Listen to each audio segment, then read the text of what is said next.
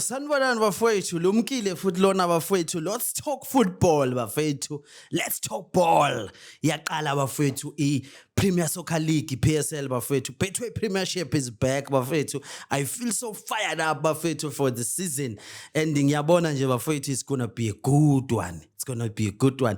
Ama-team bafethu abhefile up, amanye futhi asabhefa up, abanye bayakhala ngapha. Simzila uGavin Hunt ekhala ethi ish, one of my players is gone and another one is gonna be gone soon.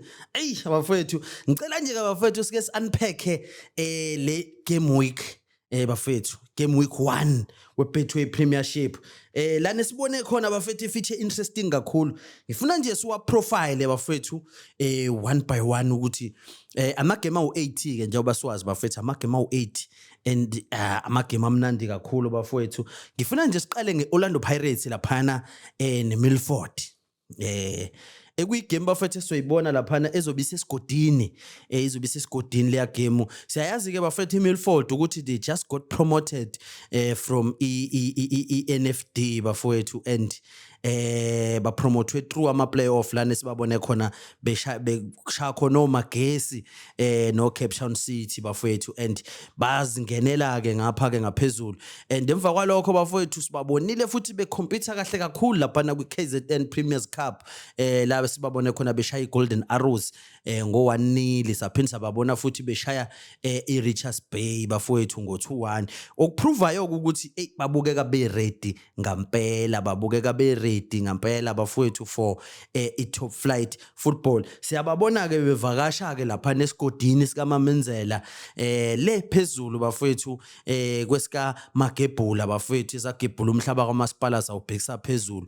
Ekuzoba igame bafethu emnandi and futhi esingalindela okuningi bafethu kuyona. Uma ngithi mhlawumbe singalindela okuningi, ngikhuluma ngani? Yabona nje ngoba siyazi phela nayo ukuthi Orlando Pirates bafethu ibhifile nayo laphana kwi-team yayo, and iPirates ayinalo i-record elihle uma idlala nalama team bafethu that are newly promoted. So ikuzoba i-challenge even kwayona lapho iOrlando Pirates ukuthi can ngampela defeat in bafethu abantu othola ukuthi kade vele baba nephupho lokuthi baze badlale neteam njenge-Orlando Pirates. Yazi ke ama-team ukuthi uma idlala nama-team amakhulu ahlezi ezokwenza sure ukuthi nje ayalenzeki iphutha.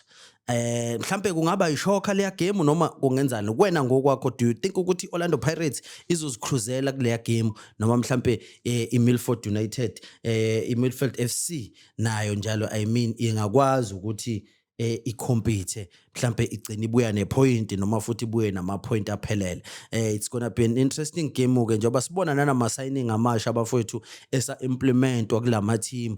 Ayikho team ongathi isi ready njengamanje, because nePirates siyibonile nayo laphana ishawa on Naomi bale eSouth Arabia kuma pre-season friendly likuletho yabo kade beyidlala laphana eSpain.